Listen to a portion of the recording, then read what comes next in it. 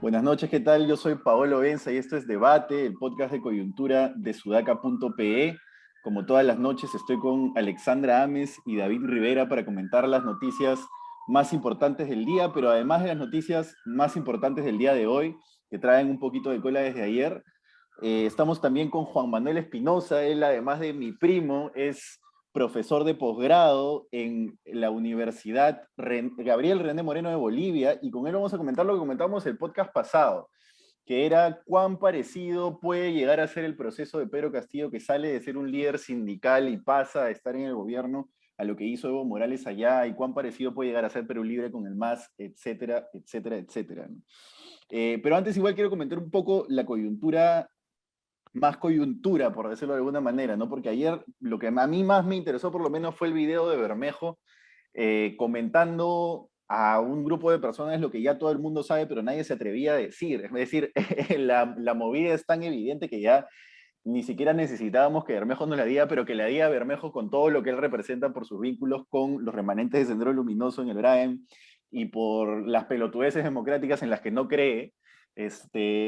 Digamos, suena feo, ¿no? Y es que Bermejo lo que le decía a este grupo de personas es, si nos venía un gabinete, bueno, presentamos otro, y si no, disolvemos el Congreso, ¿no? Que es lo que todo el mundo ya sabe que ha hecho digamos, el ala serronista, para ponerlo de alguna manera, y Castillo como presidente, que también es el que toma las decisiones, han hecho con este gabinete, que es ponerle la soga al cuello al Congreso. Pero a mí me parece que con lo de Bermejo simplemente sirve para reafirmar lo que ya todo el mundo sabía. Creo que si es que a alguien le quedaba una duda de que este era un gabinete para eso, si es que a alguien le quedaba una duda de que este era un gabinete pensado para ponerle la soga al cuello al Congreso, ya creo que no debería quedar ninguna. Así como no debió quedar ninguna cuando salió el video de Bermejo diciendo que el poder no lo iban a soltar más, de que por ahí que hay un ala, por lo menos en Perú Libre, de que tiene esas aspiraciones sin dudas. Y Bermejo es uno de los representantes de esa ala. Otra cosa a comentar cortita es que la encuesta de Datum de hoy, que en verdad está bastante tendenciosa, hay algunas preguntas que prácticamente te inducen a responder que el gabinete es una basura, pero en la encuesta se ve que 48% de las personas, 6 puntos porcentuales más que las que creen que gobierna Castillo, dicen que manda Cerrón, ¿no? También creo que es una confirmación de lo que ya todo el mundo está viendo. Las encuestas a veces sirven para crear tendencias de opinión, otras veces sirven para confirmar tendencias de opinión. En este caso está clarísimo que ya, digamos, el peso de Cerrón en los últimos, por lo menos en las últimas semanas, y sobre todo con el gabinete, no se lo van a poder sacar, ni por más Pedro Franques y Ceballos que pongan a hablar, por más que rodeen al premier serronista de Pedro Franque y de Ceballos, no creo que se vayan a poder quitar su sombra por un buen tiempo, ¿no? Pero bueno, Ale, David, ¿cómo ven ustedes todo esto?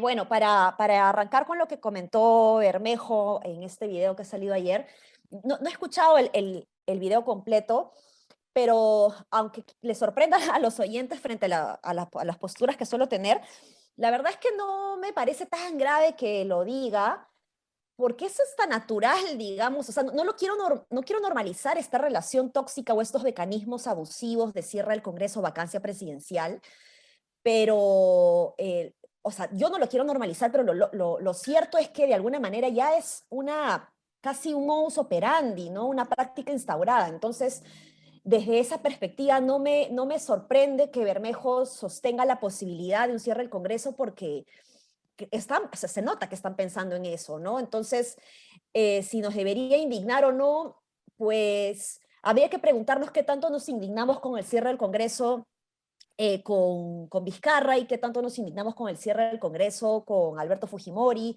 Son cosas diferentes, evidentemente, pero aquí creo que tenemos que tener mucho cuidado respecto a cómo vamos a empezar a ver las cosas, porque lo más probable es que se repita la historia con estos mecanismos tóxicos que digo, de cierre de Congreso, vacancia presidencial, en donde para mí pues no son soluciones dignas de aplaudir. Pero acepto también que cuando Vizcarra cerró el Congreso, yo no me alegré, pero creía que no había otra salida, ¿no? Entonces, Pero vale, ahí te corto un cachito, ¿no? sí, Porque sí, Fujimori es otra historia y claro, sí, Castillo sí, sí, incluso sí, sí, quizás estoy exagerando, ¿no? Sí. se parece mucho a Fujimori incluso en muchas cosas, pero Vizcarra nunca había dicho que no iban a dejar el poder jamás y que dejarlo era una pelotudez democrática, ¿no? Creo que ahí hay Claro, una es un división. buen punto, es un buen punto porque habría que ver, o sea, por si acaso el cierre del Congreso es una, supuestamente, pues no una pelotudez, entre comillas, constitucional, ¿no? O sea, creo que el gran pendiente es justamente identificar qué modificaciones se puede hacer para tener una mejor interpretación de estos mecanismos de pesos y contrapesos que nos están haciendo mucho daño para la gobernabilidad, ¿no? Yo hace unas semanas hablaba de que la vacancia presidencial hace mucho daño al país y yo la verdad ahora no lo sé, estoy casi convencida como tú, Paolo, o mejor dicho, con un pie en la postura que tienes tú, Paolo, respecto a la vacancia, la posibilidad de una vacancia presidencial, porque ya no sé qué es mejor para la gobernabilidad o la estabilidad en un momento como este, ¿no? Entonces, hay que manejar con pinzas lo que se dice y evidentemente, pues es justo lo comentábamos antes de grabar, la vigilancia es un imperativo de todos, no solamente de los que no votaron por Pedro Castillo, sino también por los que votaron por Pedro Castillo. Y no basta con la vigilancia, sino que hay que tener mayores mecanismos de indignación ciudadana, ¿no? Y de control ciudadano. Lo de Bermejo me parece importante porque, digamos, simplemente es la manifestación de algo que ya se había leído desde fuera. Ahora, también es cierto que Sudaca ha publicado hoy día un artículo en el cual muestra la intención de diferentes bancadas del Congreso para desgastar al gobierno, ¿no? Es a caminar hacia una vacancia. Entonces también uno podría decir, bueno, Bermejo y Cerrón, considerando lo que pasó en los últimos 5 años y considerando con un congreso que lo tienen sin mayoría, lo que están haciendo es básicamente, a diferencia de PPK, que fue un ingenuo y que se entregó al fujimorismo, están yendo pues a la confrontación, más bien como lo debió haber hecho PPK en su momento. Sí, sí, es verdad. Sí, ¿no? Es verdad. Ahora, también es interesante porque hoy día Hildebrand en sus 13 ha recogido esa frase de Betsy Chávez que dice, creer que los peruanos en el proceso electoral han votado por Perú Libre, por su diario, es una equivocación. Acá, un panetón totus o una piedra le hubieran ganado a Keiko Fujimori. Esta es una frase súper buena. Pucha, ¿qué tal Este, Betsy, ah? Mejor sí, sí, sí, sí. se Un defienden solos, panetón totus. callados. Pero claro, y te demuestran una cosa que es importante, que tiene que ver con que hay en este momento una diferencia importante al interior de Perú Libre. Y la encuesta es importante porque de alguna manera debería llevar a debilitar la posición Bermejo-Cerrón Castillo y fortalecer la de los castillistas, pero no sabemos si eso va a pasar finalmente o no, ¿no? Ahora, hay un cortito, ¿no? Porque yo siento que el análisis que divide entre corrientes a Perú Libre, unas más democráticas que otras, termina siendo a veces demasiado concesivo con Perú Libre, ¿no? O sea, pensábamos que Castillo iba a hacer una cosa distinta a Cerrón y que no iba a tomar las decisiones que podría haber tomado Cerrón y de pronto pone este gabinete con un premier netamente cerronista y uno dice, bueno, quizás hay divisiones, opiniones como en cualquier sitio, pero no son acción popular, pues no tienen distintas cuatro corrientes que realmente se manejan por su cuenta. Creo que todos están bastante alineados en ciertos puntos. Uno de ellos, por ejemplo, es la Asamblea Constituyente. Ahora, preocupa que quieran una Asamblea Constituyente a la vez que dicen, bueno, de repente disolvemos el Congreso y a la vez cuando tiene gente que te dice que se quiere quedar para siempre y no irse nunca. No sé cómo lo ves.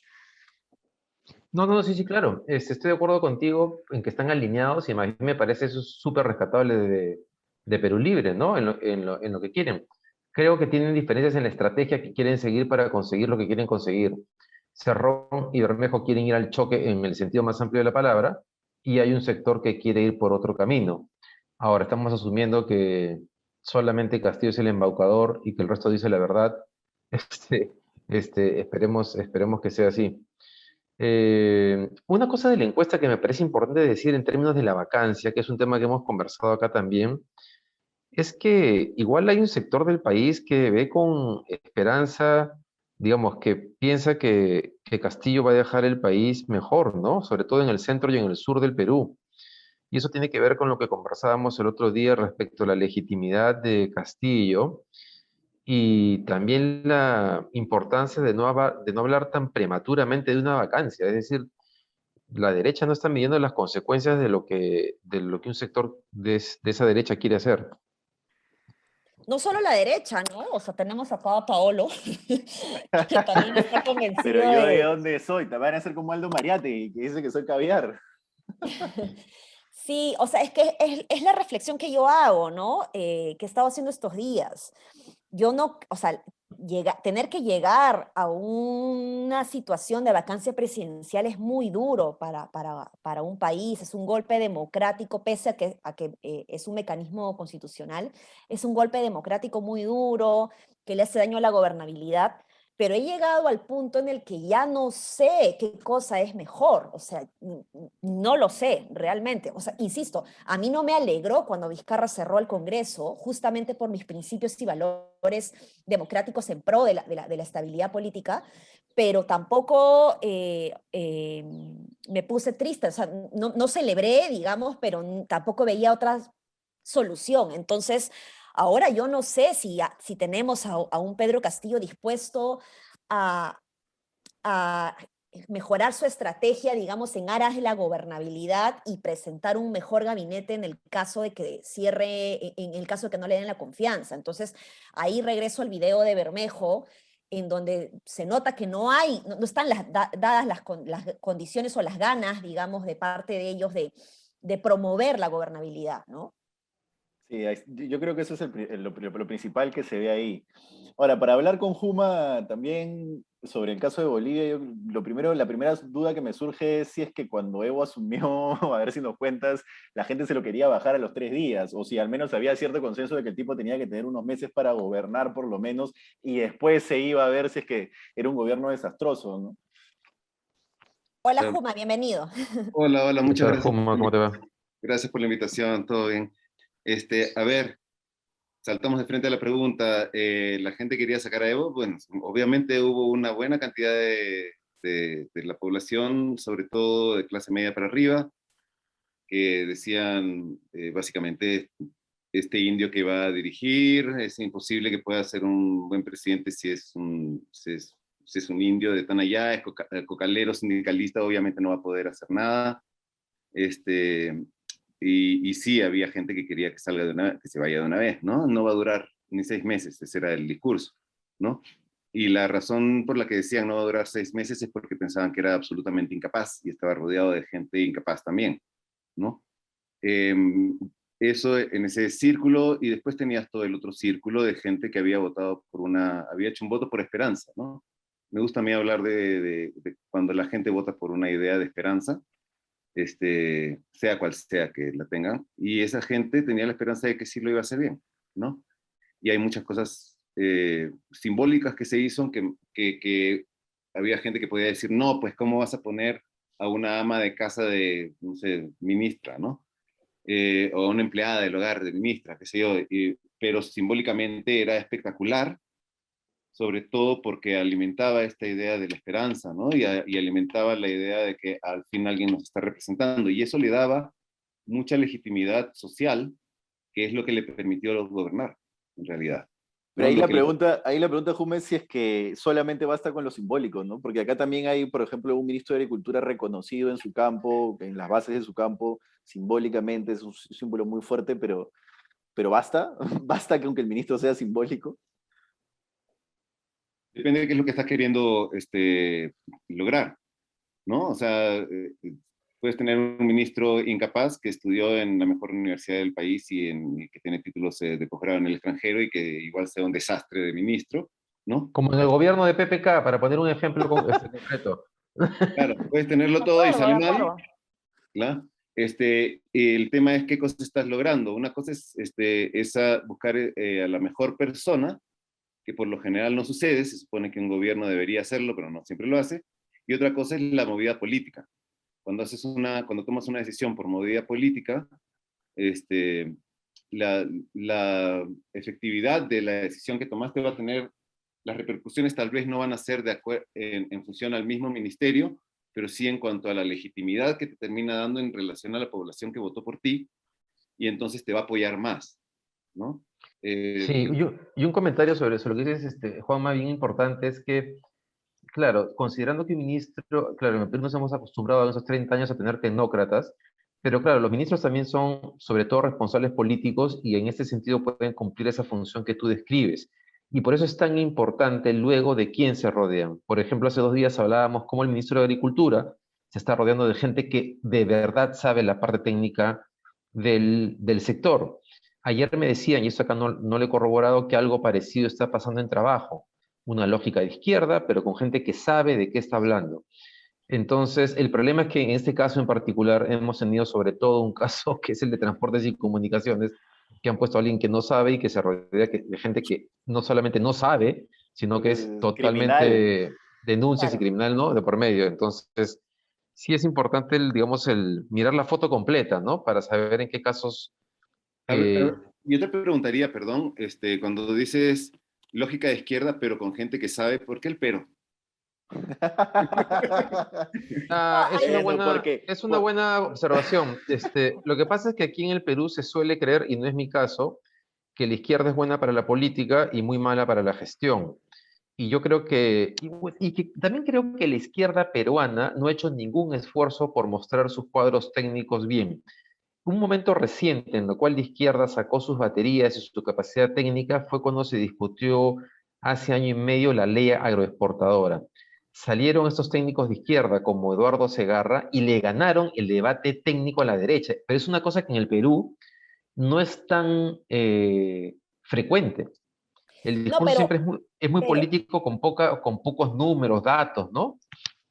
Es más pero ahí, reivindicativo, digamos. ahí más bien Dale, lo que dale. le faltó a Eduardo Segarra era que no tenía manejo político. Yo creo que ha aprendido un poco con los años, se ha fogueado por la vacancia que le hicieron Con la ley agroexportadora hicieron un chambón. Estaban conversando con las pero bases, con los que estaban marchando. O sea, el trabajo claro, político claro. no No, solamente no, es no, no, no, hablar en medio, sino, exacto. claro, Pero o sea, a mí me parece que Eduardo Segarra es de los que más sabe de temas de agricultura familiar y sí me da confianza que esté en el Ministerio de Agricultura. Pero a mí me gusta mucho hacer una aclaración cuando se habla de los tecnócratas, porque empieza a tener un contenido negativo y no debería ser así. Un tecnócrata no es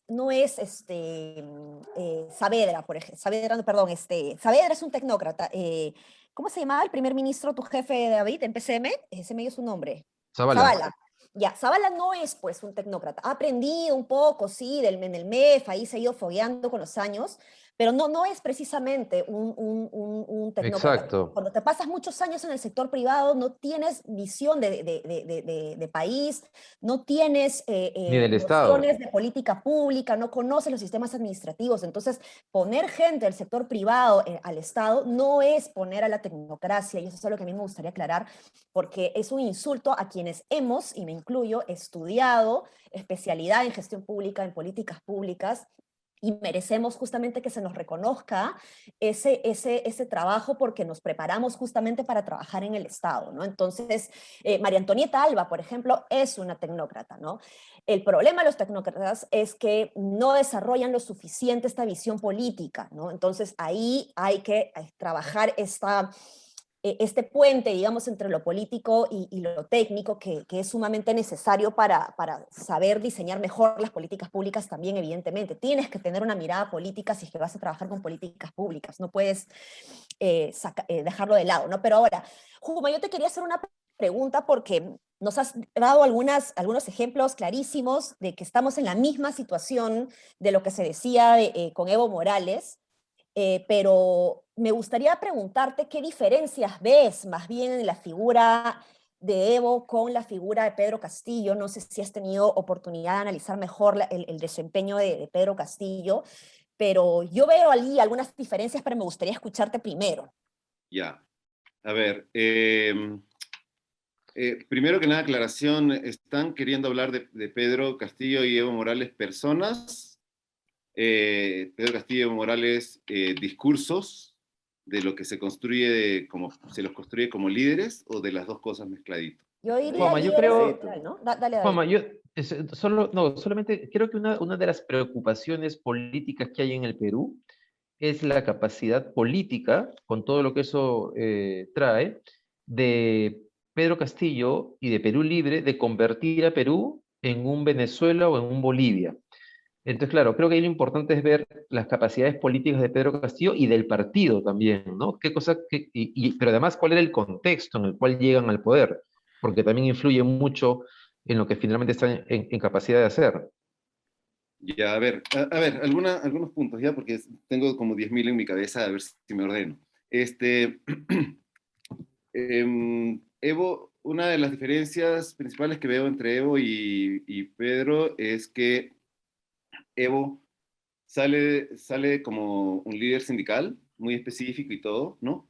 Pero en una sociedad que es altamente politizada, es alucinante, todos hablan siempre de política. El insulto al final de las conversaciones es, eres un masiburro, eres un pitita, eres un no sé qué, pero son calificativos políticos. Ya todo el mundo está metido en política, habla, conversa, discute y todo el mundo está organizado también.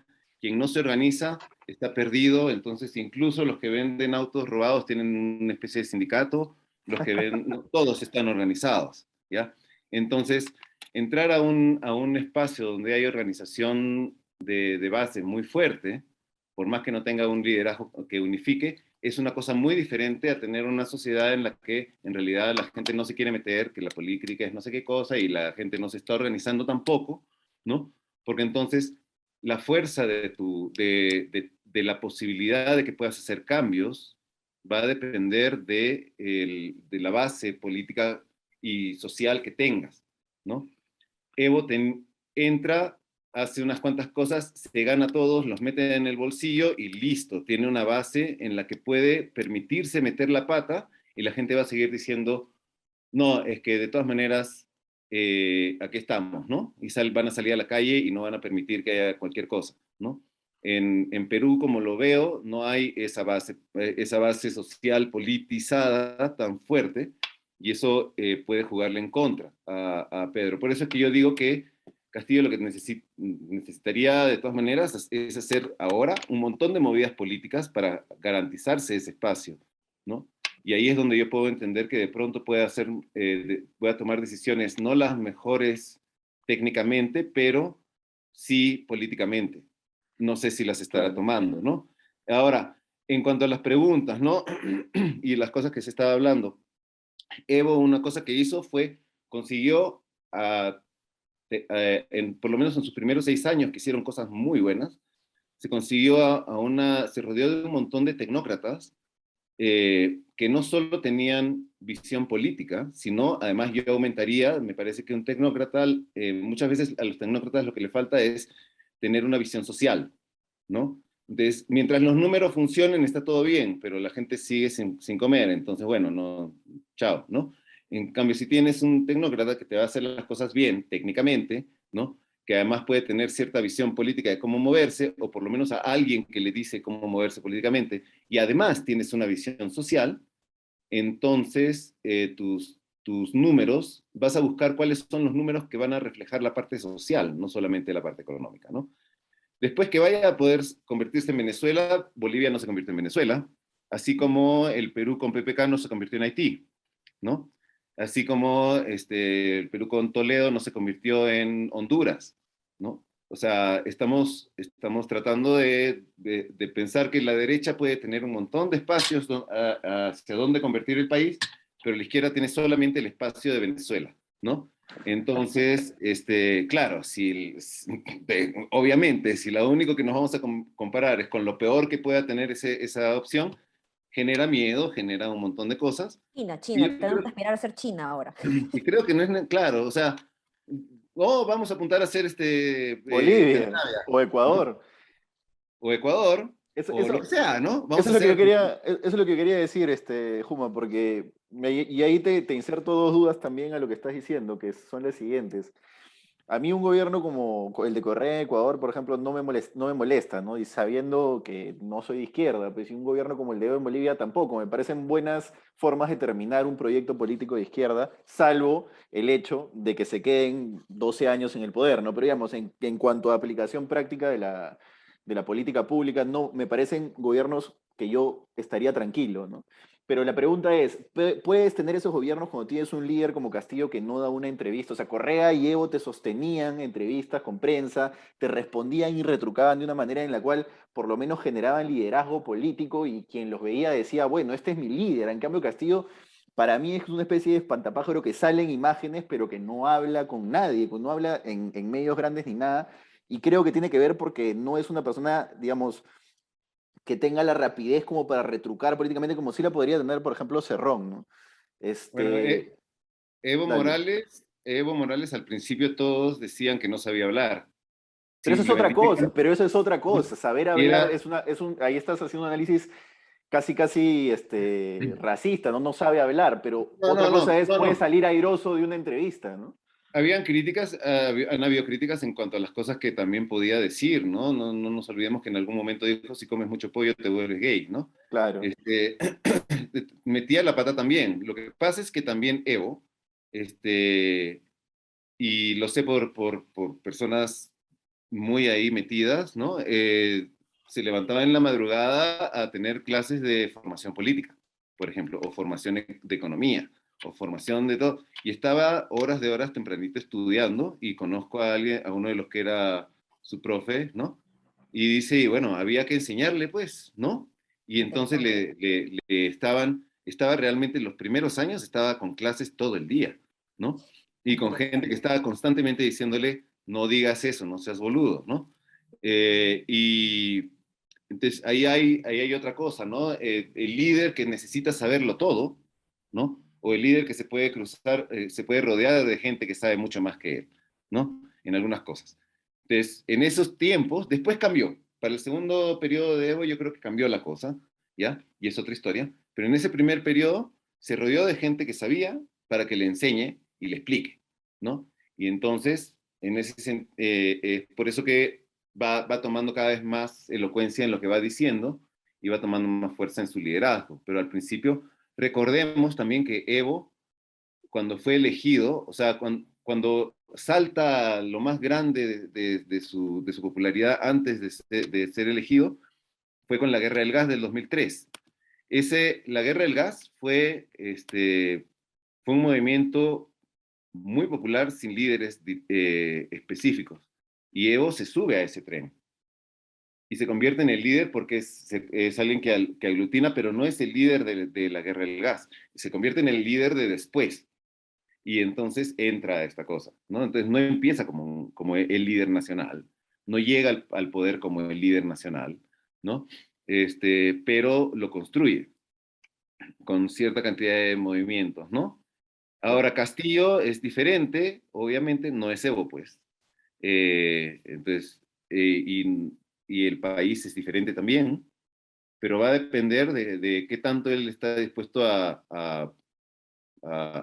y con su gente a aprender, a moverse, ¿verdad? Como cualquiera que puede estar en el poder y aprender, ¿no? La otra cosa que sucedió con esto, y con esto cierro, es que mucha de la gente que se metió que estaba con Evo, era gente que salió de las ONGs, ¿no? Y de los movimientos y partidos políticos que siempre fueron oposición y que siempre dijeron, maldito gobierno, ¿no? Y de pronto se veían en la posición de tener que ser el gobierno. Tenías a alguien que fue de la guerrilla del ELN, ¿no? Que era después viceministro de Seguridad Ciudadana, o sea, era el que tenía que organizar qué tanto se iba a reprimir o no a la gente, ¿no? Fue muy complicado porque había mucha inexperiencia en lo que es hacer gestión. Sin embargo, fueron aprendiendo, o sea, ya está, es un tema eso de que tengas que aprender ya estando ahí, pero ahí está la gracia de juntarte con gente que te pueda decir, ¿no? En tu perspectiva, y perdón si interrumpo la posibilidad de comentario de Paolo o de David, pero en tu perspectiva, Juma, ¿tú crees entonces que Pedro Castillo sí podría terminar su gobierno? Porque la apuesta aquí ahora, desde la inmediatez, digamos, que tenemos en el contexto actual, es que probablemente no termine su mandato. Pero desde tu perspectiva sería que sí, ¿no? Pero eso no depende de Castillo, ¿no? O sea, Claro. él podría tener un gobierno, terminarlo y hacerlo bien o mal, ¿no? Pero el que lo termine o no lo termine va a tener que ver con qué tanto lo saquen. Esa es la otra diferencia con Bolivia. A Evo no lo podían sacar, o sea, todos decían que iba a durar poco tiempo por una cuestión de racismo, pero no por una cuestión de que no era capaz de llevar y que lo podían sacar fácilmente. En Perú sí los puede sacar fácilmente, ¿no? Sobre todo, ¿cómo era el Congreso? Hay una pregunta cortita, ¿no? ¿Cómo era la oposición parlamentaria y la oposición en general? Porque justo comentando el artículo que hemos sacado hoy día de Sudaca, la oposición acá, que es mayoría en el Congreso versus la bancada minoritaria oficialista, y además los partidos de oposición ya se están juntando a coordinar para ver qué acciones toman para enfrentarse al gobierno, ¿no? Y incluso un ejemplo que ponían no de Bolivia, sí de Venezuela, es no hay que caer en el mismo error que la oposición venezolana que la pasó dividida varios años dando el espacio al gobierno para que los tumben, ¿no? Entonces no sé si es que la virulencia que hay acá en la oposición sea la misma que tuvo Evo al principio, si le dieron unos meses de hándicap, ¿no? No, no, no. La oposición, yo creo que de acá la traducción sería el equivalente a la derecha bruta y achorada, ¿no? Totalmente mal, ¿no? Y siguió siendo incompetente por años de años de años de años, ¿no? Incapaces. Seguían metiendo errores y seguían, o sea, el gobierno seguía cometiendo errores y la derecha seguía sin poder manejarlo. Un desastre. Bueno, nos estamos quedando volando en tiempo, ya casi sin darnos cuenta hemos volado, pero nada, agradezco a los que nos han escuchado hoy. Tenemos que cortar el podcast volando porque se nos corta la transmisión, pero nada, nos vemos la próxima semana y el próximo viernes tenemos otro invitado. Hasta la próxima semana. Gracias, Juma.